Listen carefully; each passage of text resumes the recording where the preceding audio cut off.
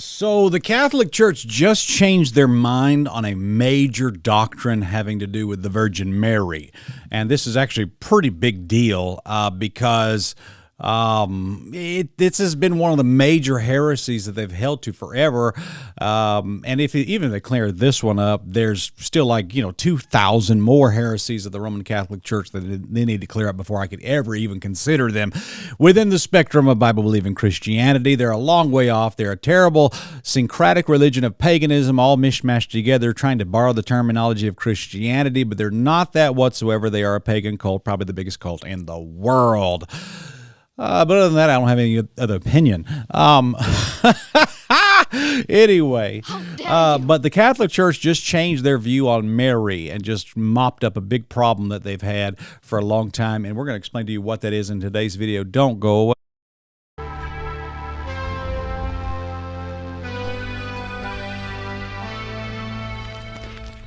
All right, I'm going to do it again. Check out our book, Handbook of Modern Heretics, available on Amazon. It's a blessing. This book has actually been one of our best sellers that we've ever done, and a lot of people really enjoyed it. Worked hard on this thing. We actually have a chapter in here on the Catholic Church and some of the things that they believe and some of the crazy cultic stuff that they believe.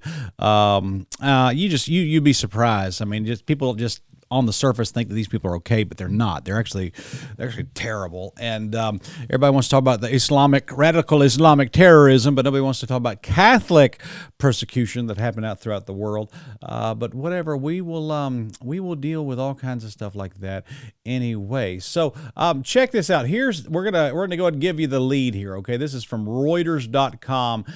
Jesus, not the Virgin Mary, saved the world, the Vatican says. Well, congratulations. I'm glad you guys got that figured out. A bunch of us got that figured out about, 2,000 years ago or so.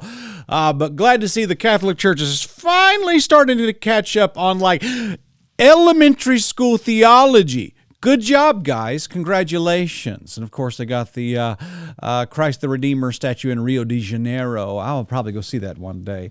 Vatican City, November 4th. Jesus may have heard words of wisdom from his mother Mary, but she did not help him save the world from damnation, the Vatican says on Tuesday.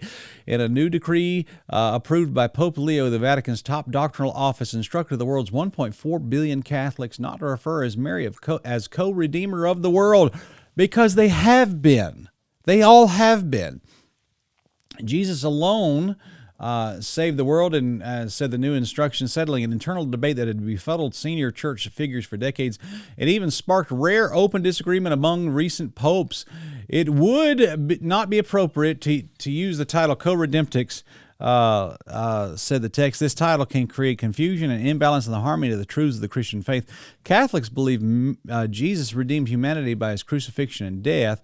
Church scholars have debated for centuries whether Mary, who Catholics and many Christians call the Mother of God, helped Jesus save the world. The late Pope Francis fiercely opposed granting the title Mary the title of co-redeemer, at one point called the idea foolishness. She never wanted to take anything for herself from her sons.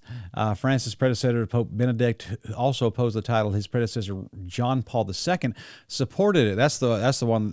John Paul's II, the one I grew up with. But stopped using the title publicly after the mid-1990s, after the doctrinal office began expressing skepticism. The new Vatican instruction highlighted Mary's role as intermediary between God and humanity. By giving birth to Jesus, she opened the gates of redemption that all humanity had awaited. It said, according to the Bible, Mary's response to the angel who told her she would become pregnant was, "Let it be." So slow clap to the Catholics. What was that? There was a scene in The Lord of the Rings where the trees all got together and Merry and Pippin are sitting there waiting for hours for them to make a decision on a few things, and they just finally decided the most basic thing. It literally took forever. That's kind of like what the Catholics did right here. But whatever. That's just a terrible example. Don't email me over that. But I want you to look up the word. The word of the day on this channel is going to be Co-redemptrix. Co-redemptrix. Say that 3 times fast. that is a theological term that you need to know that the Catholic Church has preached forever. They literally believe that Mary is the Savior of the world.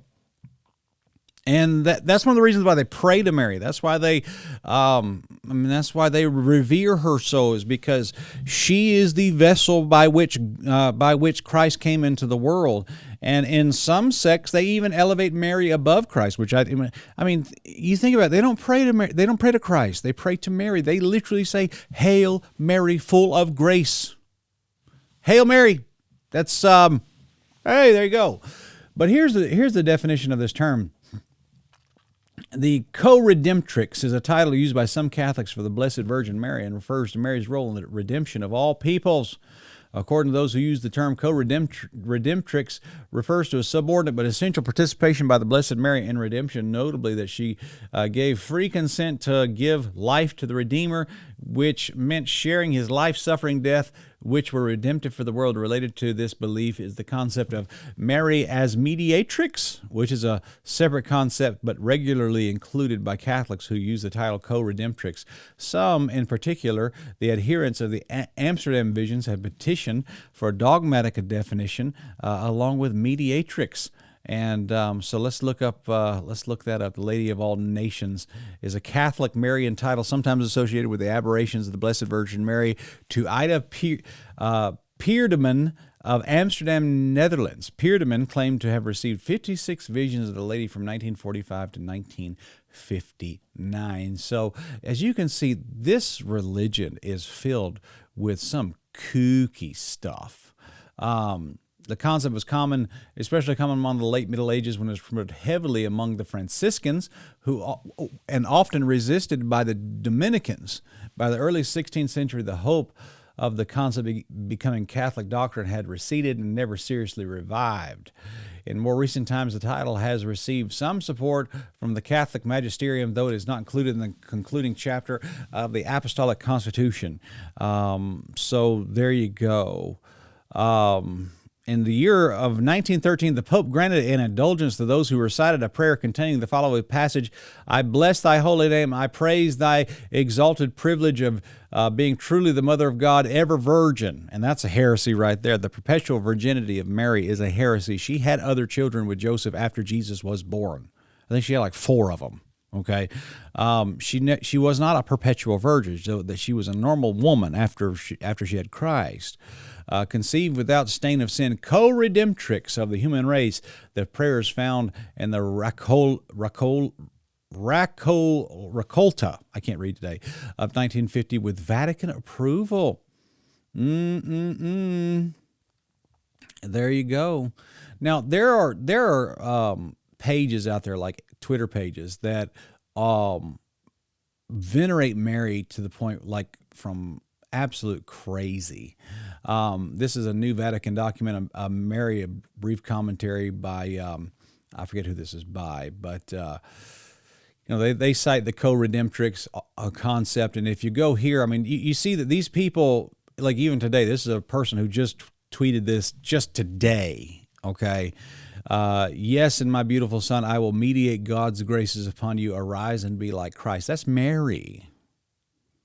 I mean, that Mary did not save anybody, but the Catholic Church preaches this stuff, and that's a fact. That's what they do. Now, I want to, if I could refer you back, and I do this a lot, but I want to refer you guys back to our documentary, Third Adam 3X. And basically, we talked in an earlier video about Third Adam 3, Rise of the Divine Feminine. But if you want to get the Catholic angle of this and how that this is all syncretization of a pagan goddess woman, you can get that in Third Adam 3X. These people, if you remember, like in the Old Testament, people worshipped Ashtoreth. There are people later in history that worshipped Ishtar, people that worshipped Athena, people even in the book of Acts, there were people that said, great is Diana of the Ephesians. Well, when a society gets away from biblical truth, they always end up worshiping a female deity. And so Diana of the Ephesians is a pagan deity, but later on they kept the same practices, but instead of calling her Diana of the Ephesians, they called her Mary, the Mother of God. It's called Syncretism. And that's exactly what happened. And it went through Constantine and went through all these other religions as well. And that's exactly what happened. And so go check out Third and 3X and take the deep dive with us. Even America's eat up with all this. I mean, Columbia is the name of a pagan goddess. And, Washington, D.C. is the district of a pagan goddess named Columbia. Virginia is named after the great Virgin. Okay, the state of Virginia. Maryland is Mary's land. It's named after the Virgin Mary. And it just goes on and on. I mean, I've even read some accounts that said that Indiana was not named after the Indians. It was named after Diana. But whatever you think on that's fine with me. Anyway, so check out our book. There's a whole chapter on Catholicism here. You can enjoy that, and that'll bless you. Handbook of Modern Heretics available now on Amazon. Check it out. It'll bless you. Link in the description below. Go buy that. And subscribe to our channel if you're new, and we will see you guys next time. God bless you. Have a good day.